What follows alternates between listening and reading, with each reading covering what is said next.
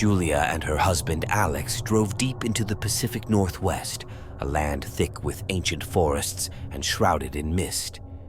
They aimed to disconnect, seeking solace away from the digital clamor of modern life. As their car wound down the forested path, the trees grew taller, the air cooler and more fragrant with pine and earth. They reached their campsite as the afternoon waned, setting up their tent on a soft bed of pine needles. The forest's silence enveloped them, deeper and more profound than any silence they'd known in the city. They laughed about it, but a trace of unease tinged Julia's laughter. With nightfall, a thick fog crept through the trees, dimming their campfire's glow and chilling the air. While roasting marshmallows, Julia thought she heard whispers.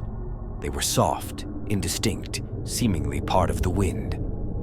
Alex listened, but heard only the crackle of fire. In their tent, sleep proved elusive. The usual nocturnal chorus was absent, replaced by a continuous, eerie whispering. It was as if the forest spoke in a tongue only just beyond comprehension. Every so often, it sounded like someone spoke directly outside their tent.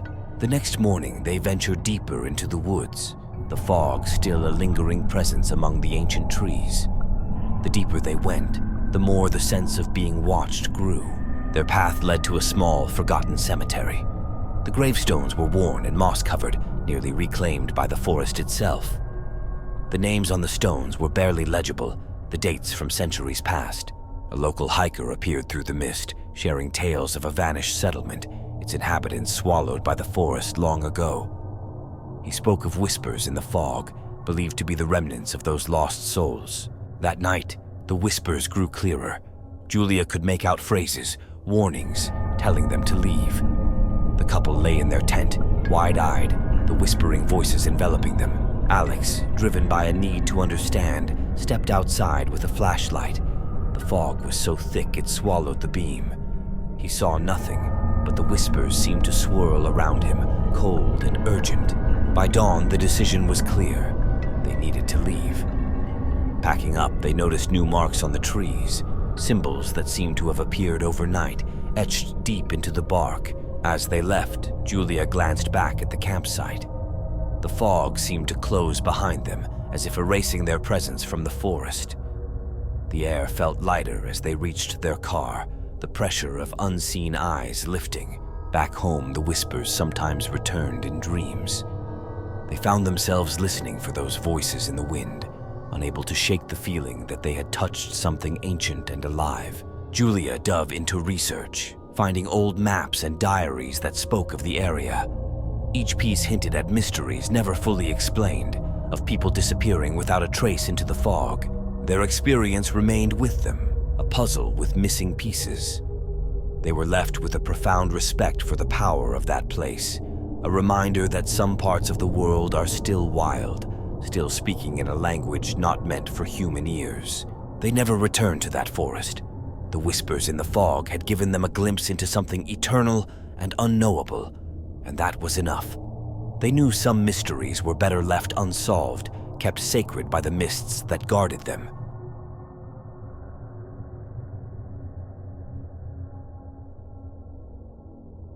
Marcus and Elena, siblings and adventure enthusiasts, set out to explore a remote area of the Appalachian backcountry. Their destination was a little-known clearing, reputed for its stark beauty and unsettling legends. They arrived late in the afternoon, the sun casting long shadows through the dense trees. They pitched their tent with practiced ease, but as they did, Elena couldn't shake the feeling of being watched. As darkness settled, the sense of observation grew. Peering into the underbrush, Marcus caught the reflection of eyes, many eyes, unblinking and fixed upon their camp.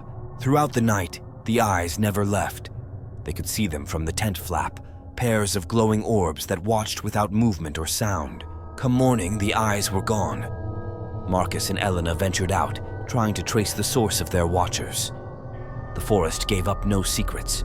There were no tracks, no signs of the creatures that owned those eyes. Deeper in the woods, they found a crude shrine made of bones and feathers.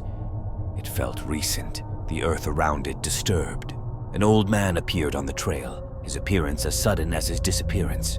He He spoke of the spirits of the forest, warning that the clearing was a sacred space watched over by the ancestors.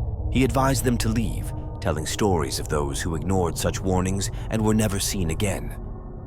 His tales were of disappearances and strange happenings, all centered around the clearing where they camped. The siblings packed up, the old man's words echoing in their minds.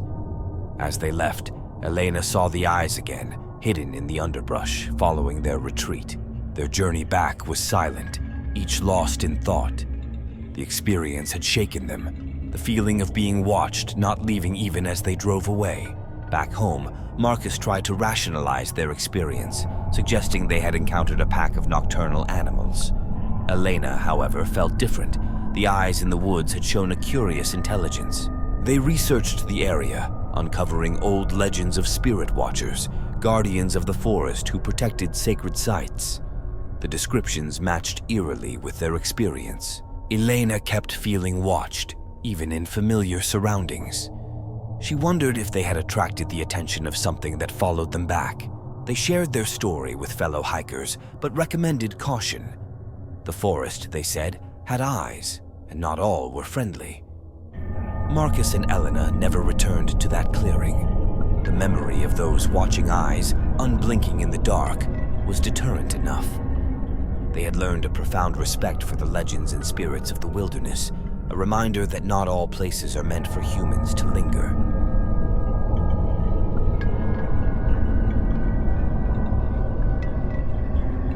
Liam and Zoe ventured into a lesser-known part of the Rockies, drawn by stories of its pristine beauty and tales of solitude. They planned a multi-day hike across rugged terrain, aiming to test their wilderness skills away from the well-trodden paths. Upon arrival, the landscape was more forbidding than they had anticipated, with steep cliffs and dense undergrowth. Yet, the untouched nature of the area filled them with excitement as they began their trek. As they moved deeper into the wilderness, they noticed unusual signs along the trail. Branches twisted into unnatural shapes and stones stacked into small towers seemed to mark their path, giving the impression of an intentional design. They set up their camp in a small valley, surrounded by high cliffs. It was a picturesque spot, seemingly perfect for a night under the stars. However, the beauty of the location was soon overshadowed by an inexplicable feeling of unease.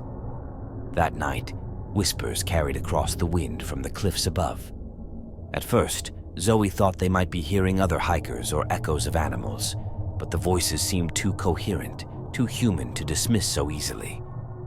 Throughout the night, they heard thuds and rustlings outside their tent. Each time Liam checked, his flashlight revealed nothing but the empty darkness. Determined to understand what they had heard, they explored the valley by daylight. Their search led them to several caves in the cliffside, each empty but for the echoes of their own voices.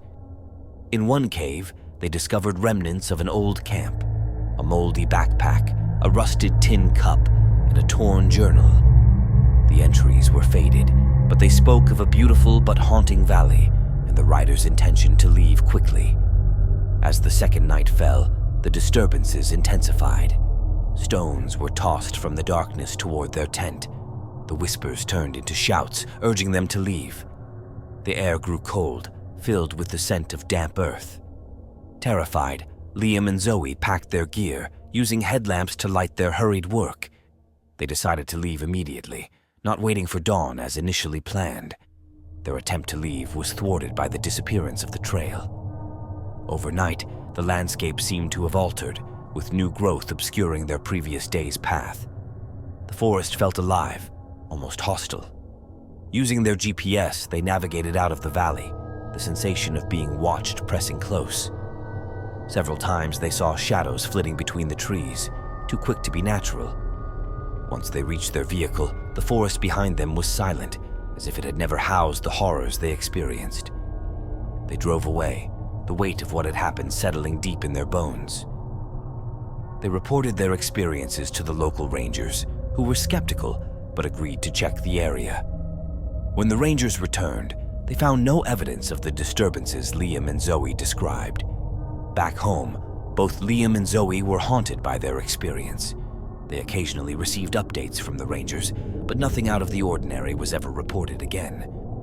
Despite this, the memory of that shifting, whispering valley stayed with them, a reminder of the wild's unpredictable nature.